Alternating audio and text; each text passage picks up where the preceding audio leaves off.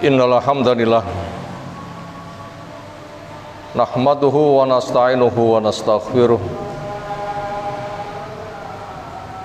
wa na'udzu billahi min shururi anfusina wa sayyiati a'malina may yahdihillahu fala mudhillalah wa may yudlilhu fala hadiyalah. Wa asyhadu an la ilaha illallah wahdahu la syarikalah wa asyhadu anna Muhammadan abduhu wa rasuluh. Allahumma shalli ala Muhammad wa ala alihi wa ashabihi wa man tabi'ahum bi ihsanin ila yaumiddin. Ya ayyuhalladzina amanu taqullaha haqqa tuqatih wa la tamutunna illa wa antum muslimun. Ya ayyuhan nas ittaqu rabbakum alladzi khalaqakum min nafsin wahidah wa khalaqa minha zawjaha wa bassa minhuma rijalan katsiran wa nisaa'a wattaqullaha alladzi tasaaluna bihi wal arham innallaha kana 'alaikum raqiba. Ya ayyuhalladzina amanu taqullaha wa qulu qawlan sadida yushlih lakum a'malakum wa yaghfir lakum dzunubakum wa may yuti'illaha wa rasulahu faqad faza fawzan 'azima. Wa ba'd, fa inna asdaqal hadisi kitabullah wa khairal hadyi hadi Muhammadin sallallahu alaihi wasallam wa syarrul umuri muhdatsatuha fa inna kulla muhdatsatin bid'ah wa kulla bid'atin dhalalah wa kulla dhalalatin finnar. Ma'asyiral muslimin, jamaah Jumat, semoga Allah Ta'ala mencurahkan rahmat, fadilah dan ampunan untuk kita semuanya. Alhamdulillah, kita adalah muslim, orang yang beragama Islam. Bahkan kita persaksikan, karena Allah memerintahkan, isyhadu bi anna muslimun, saksikan kami adalah muslim. Ikrar, orang dinyatakan masuk Islam mudah dengan dua kalimat syahadat, dengan asyhadu alla ilaha illallah wa asyhadu anna Muhammadar Rasulullah. Saya ikrar, mengungkapkan unek-unek isi hati lewat lisan yang siapapun menyaksikan. Ikrarku adalah, pengakuanku adalah, yang saya percaya dengan tulus bahwa tidak ada yang diibadahi dengan benar kecuali hanya Allah. Maka sesembahan batil saya buang, hanya Allah saja yang saya ibadahi. Dan saya ikrar kalau Nabi Muhammad itu adalah utusan Allah, yang saya ketika menghamba mengikuti apa yang Rasul contohkan.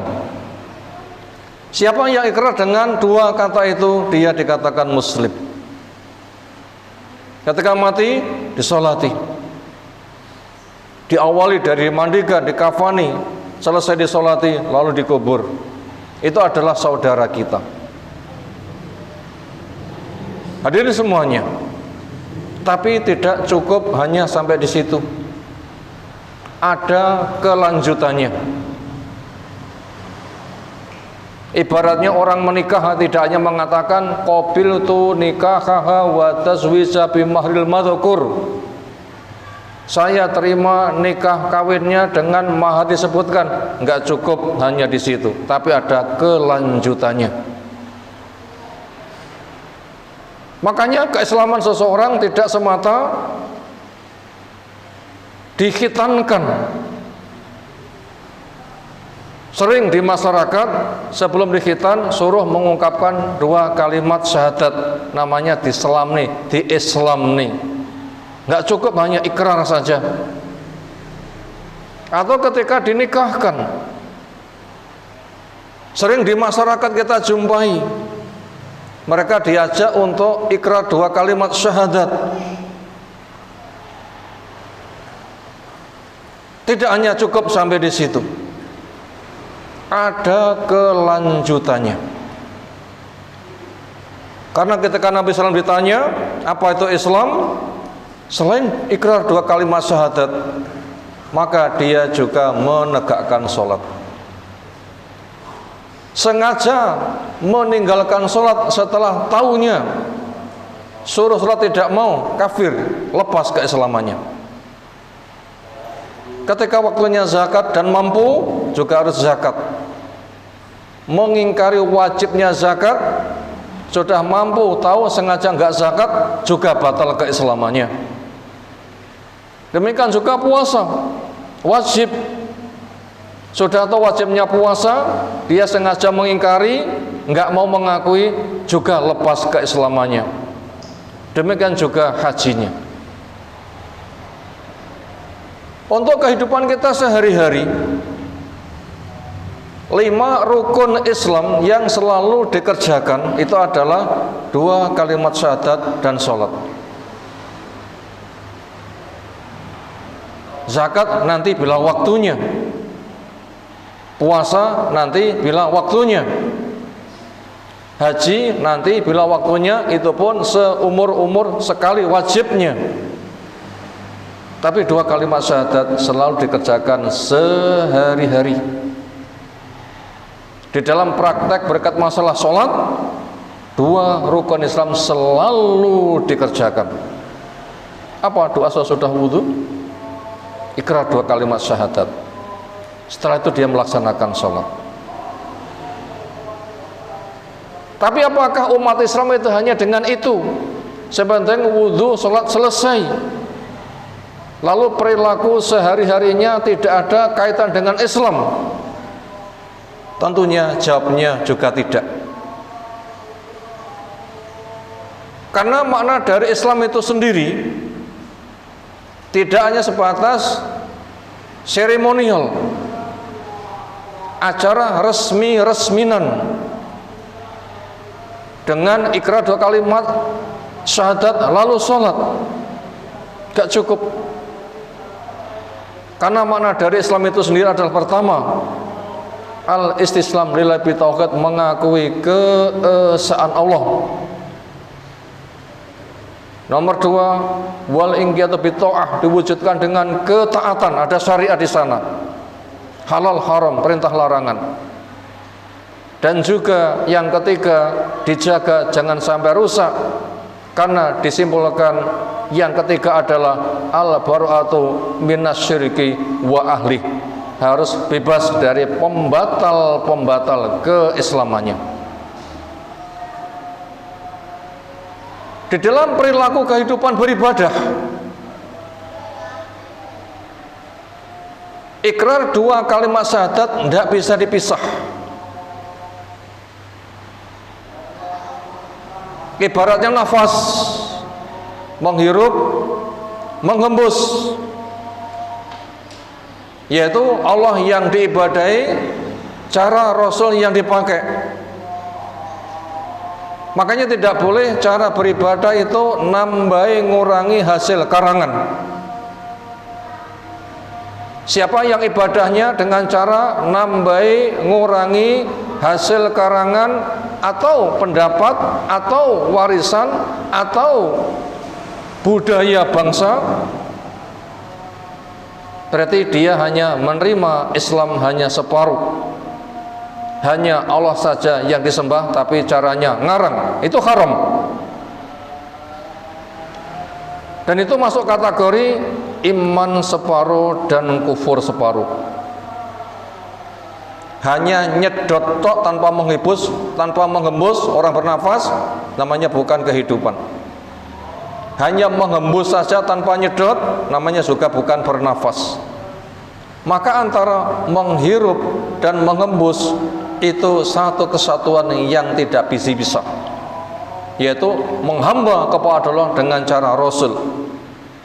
Maka siapa yang menghambanya hanya kepada Allah, tapi caranya gak pakai cara Rasul, itu kelasnya Abu Jahal, itu kelasnya iblis. Maka di masyarakat kita sangat banyak orang yang tipenya tipe Abu Jahal, tipenya tipe iblis, yaitu nyembah kepada Allah dengan cara ngarang. Misalnya apa? Sholat jenazah cukup dengan 4 takbir.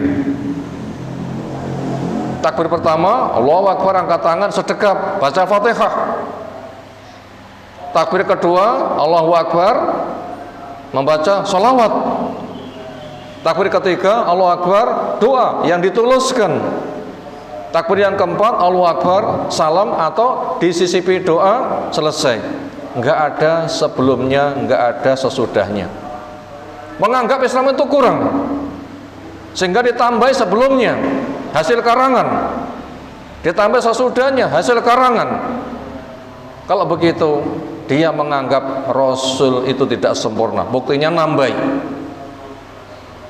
Sehingga hak dicampur dengan batil, tidak diterima.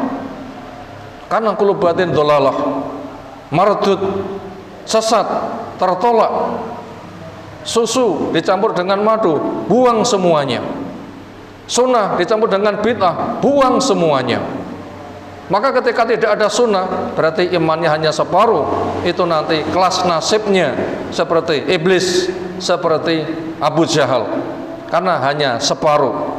Ya Allah menyebutkan pada An-Nisa yang ke-150, innalladzina yakfuruna billahi wa rusulih wa yuriduna ayyufariqu bainallahi wa rusulih wa yaquluna nu'minu bi ba'din wa nakfuru bi ba'din wa yuriduna ayyatakhidhu baina dzalika sabila ulaika humul kafiruna haqqan aw kama qala ta'ala. Orang-orang yang kufur kepada Allah, kufur kepada Rasul, mereka menginginkan memisahkan antara Allah dan Rasul. Mereka mengatakan kami iman separuh, kami kufur separuh. Mereka hendak menjadikan jalan tengah, memang sengaja dipecah.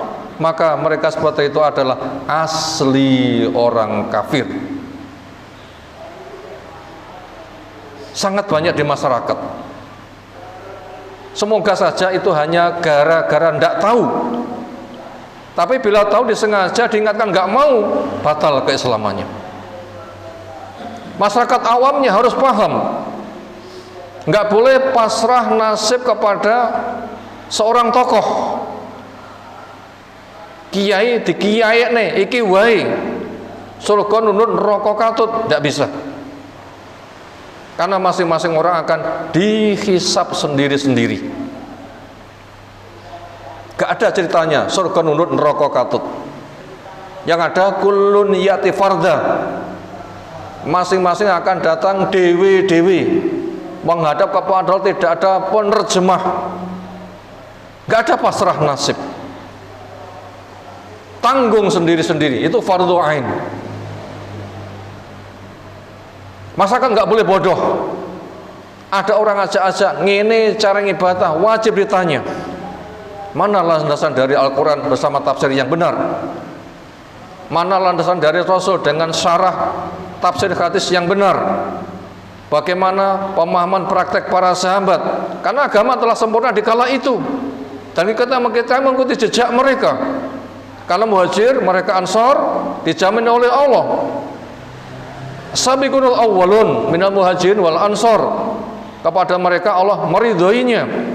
Adapun orang sesudahnya, bila pengen diridho, ada satu syarat. Apa itu? Walladzina tabauhum bi ihsan, harus mengikuti jejak mereka dengan baik, karena mereka sebagai generasi percontohan untuk generasi berikut dan berikutnya. Islam sempurna di masa awal, nggak ada tambah, nggak ada kurang. Mendekati Ramadan, sekitar 20-an hari, banyak orang menyambut gembira, mempersiapkan segala sesuatunya. sebenarnya nggak masalah, bahkan harus. Bahkan doa, ya Allah berkahi kami di bulan Rajab, nggak mengapa, bang, doa itu permintaan. Sirndungo sakwaya-waya sesuai kebutuhan. Ya Allah berkahi kami di bulan Sa'ban, sirndungo nggak apa-apa. Ya Allah pertemukan saya dengan Ramadan, memang harus. Orang dulu 6 bulan sebelum Ramadan berharap pertemukan kami dengan Ramadan. Tetapi bila doa itu menjadi ritual, harus dibaca pada malam pertama bulan Rajab, menjadi peribadatan, sejak itu dia ngarang hukum. Berarti telah membuat Tuhan lain bersama Allah, sehingga hak ketuhanan dirampas. Mestinya hanya Allah saja yang menetapkan syariat, tapi orang tadi membuat sendiri, berarti ada dua Tuhan. Disitulah letak kesyirikan, disitulah namanya musyrik. Terlalu banyak di masyarakat.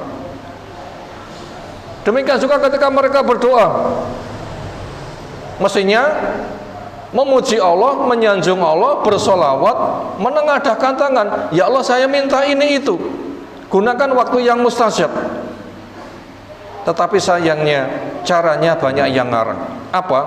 Titip pada orang yang sudah mati. Khataman Quran pahalanya untuk mayit, leluhurnya. Membaca Yasin atau surah yang lain, pahalanya untuk mayit atau leluhurnya. Atau mendekati Ramadan, tahlil akbar naik kuburan, pahala untuk mayit. Atau baca Quran di kuburan, pahala untuk mayit. Atau sodakowan, namanya megengan, pahala untuk mayit. Lihat apa yang diungkapkan oleh orang yang ngujub pakai ketika menjadi wakil tuan rumah acara megengan. Hadirin, semuanya diundang ke sini oleh Pak Fulan, niatnya memetri, caos dahar kepada leluhurnya, memberikan hidangan makanan. Maka dipepetri, dicaosi, diberikan hidangan, semoga memberi ide pangestu, mau mendoakan kepada Allah supaya Pak Fulan bersama keluarga puasanya kuat. Karepe bener, tapi caranya hasil karangan total, haram hukumnya. Apalagi wong mati sudah tidak beribadah, wong mati tidak mendengar, wong mati belum di surga. Nggak boleh wong mati dipanggil jenati, karena jenati itu jannatun, mereka belum ada di surga. Nggak boleh dipanggil dengan suwargi, suwargi itu surga, mereka belum di surga, masih di alam kubur, belum ketemu. Dan mereka sudah tidak beribadah, nggak mendengar. Bagaimana disambati? Dongakno keluarga semoga bisa puasa. Ini syirik besar. Caranya karangan yang diminta orang mati. Maunya puasanya benar, tapi kenyataannya sebelum puasa sudah hancur duluan. Ini merajalela di masyarakat. Kalau gitu apa resiko kesyirikan? Sudah amalnya nggak diterima. Bila pernah punya pahala dihancurkan. Andaikan punya salah tobat pun juga gak ketompo. Bila mati tidak tobat, akhirnya diputuskan neraka, nggak ada yang mengeluarkan surga haram. Bagaimana puasa dibekali dengan kesyirikan? Ini karena kebodohan. Dan kebodohan itu merupakan cikal bakal kebid'ahan. Dan itu orang yang paling merugi, karena sudah kadung keroyo-royo beramal nggak diterima, bahkan tidak dipasang timbangan. Kenapa? Opones yang ditimbang. Maka daripada itu, kita wajib tahu bahaya kesyirikan. Menjelang Ramadan tambah ramai, kedoknya katanya menyambut, tapi kenyataannya menyambut kehancuran gara-gara tidak tahu. Wahai para pemimpin, jangan belocok nih. Wahai masyarakat umum, jangan jadi orang bodoh. Islam dijelaskan, Quran dibacakan, sunnah sebagai tafsir, perilaku para sahabat sebagai contoh, selalu didengungkan lewat offline langsung seperti ini, atau online lewat media-media dakwah yang hak itu gencar disampaikan.